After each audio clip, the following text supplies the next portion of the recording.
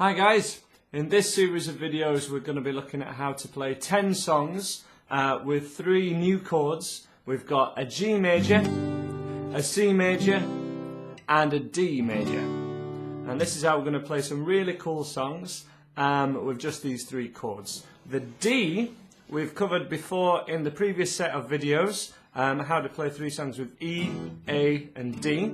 So if you want to know how to play that D chord, check out the previous set of videos and we'll get you playing onto the record with those. But in this one we're going to be focused on a lot of songs which are in the key of G, which means that these songs are going to start on G, and also the other chords that we use with them, C and D, sort of fit in the family of G. When we start on a G chord, a C and a D sound really good when we play after it.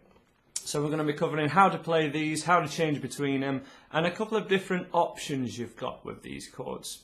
So this is the normal standard way you will play a G major chord on any guitar. We have your middle finger on the thickest E string at the 3rd fret, which should be where you have a dot on the top of your guitar. Some don't, this one doesn't for example, but most standardized guitars do. That's where your middle finger goes.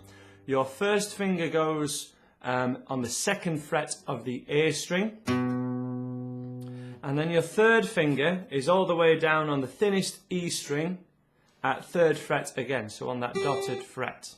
And if all those 3 are right on the tips of their fingers, some people have a habit of flattening off their 3rd finger when they go for this G chord, but I need you to make sure that they're on the tips of their fingers so that they all ring out great. And it should sound like that. So as I say, that's the standard way to play a G. There's another option that we can do with this G chord that will make a lot of your changes and a lot of these songs, one, a lot easier, but also actually sound more like the record as well. And that's by playing it with your little finger on as well, with your 4th finger. So from your standard G, we move your 3rd finger up a string, but at the same fret.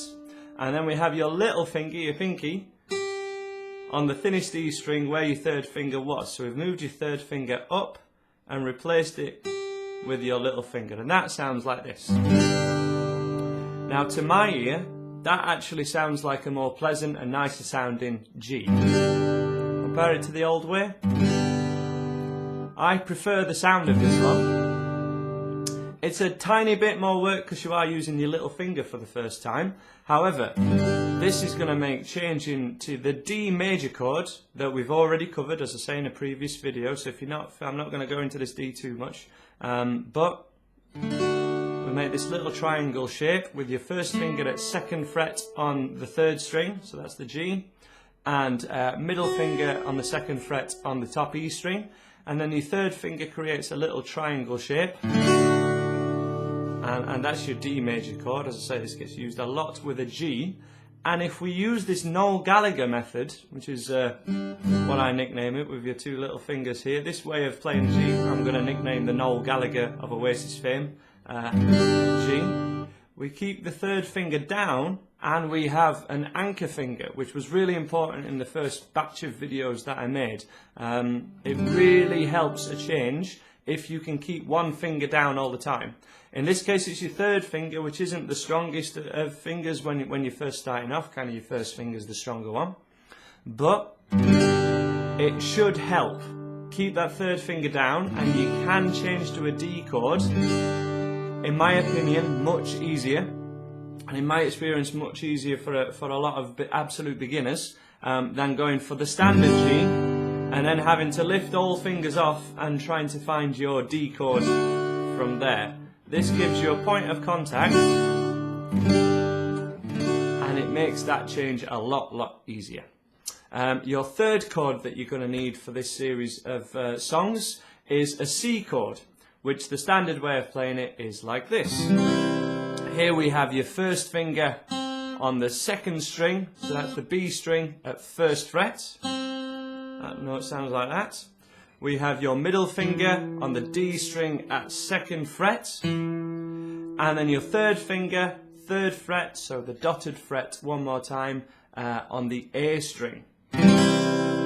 And this one we also, it's good at, especially at this stage, if this is the first chord you've ever learnt, don't worry about this too much, but if you've played a few songs now with a few chords, strum that C chord from the fifth string. Don't play the thickest E string, it can sound a little C chord sounding like that, that's fine. If you notice on the diagram, there's a little cross on that string. Remember, these diagrams are kind of written upside down, but so the cross will be on the bottom here, but this is actually your bottom string because it's the lowest one. And we don't want to play this string on the C chord, otherwise it sounds like this, rather than sounding like this. Or on the D chord, where we want to strum from the D string rather than hitting the thickest string. That will make it sound a lot better, especially if you're on the tips of your fingers as well. If your fingers are quite flat like this, it might sound a little like that. Okay, so right on the tips of your fingers, kind of like a claw hand, the way I like to describe it for want of a better term.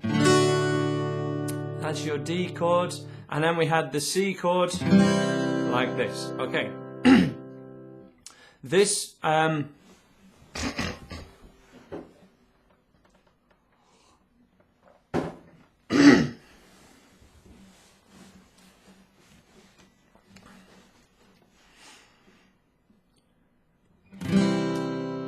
okay, we've got a couple of options with how to play this C chord as well as the standard way of doing it. This is going to be a very similar way to the option we had on the G, so the Noel Gallagher method, as I like to describe it. When we play this C, that's a big change from both the G and the D, which the G to a D was quite a big change as well when you're first getting used to it. But what I would like to introduce to you is a way to play a C, which is a C add 9, which again sounds really great for a lot of these songs. This is actually the C that will be used in this song. This isn't a easy cheating beginner's C. This is a C that is used in songs because it sounds great. After you've done a few songs at this stage, I would like you to be able to change between a full normal G to a full normal C and the D. But to be able to do this in songs and get the sound of the record, this method is actually really used an awful lot, especially with these three chords in this sequence. So we have a G chord with the Noel Gallagher method. Play this with me now. So 3, 2, 1. This is your Noel Gallagher G. Then to play your C chord, we just move your first finger and your middle finger down one string. And don't play the thickest E string. And it sounds like this. This is your Noel Gallagher C chord. And it's not just used for Oasis songs, it's going to be used in lots of songs. For example, we're going to be able to play Free Falling with this chord change. And then to a D. And that third finger is going to stay down the whole time, which, as I say, is going to make this a whole lot easier for you. But I just want you to know exactly what chords we're playing here. Also, for another song that we're going to be going for, Sweet Home Alabama, this is the proper way to do those chords, even to do the riff. That's how the chords are made. It's not actually a full C. So really, really useful stuff. And so yes, just as a little bit more explanation as to why this is a C chord, because your fingers seem in totally different places, right, to where they were before.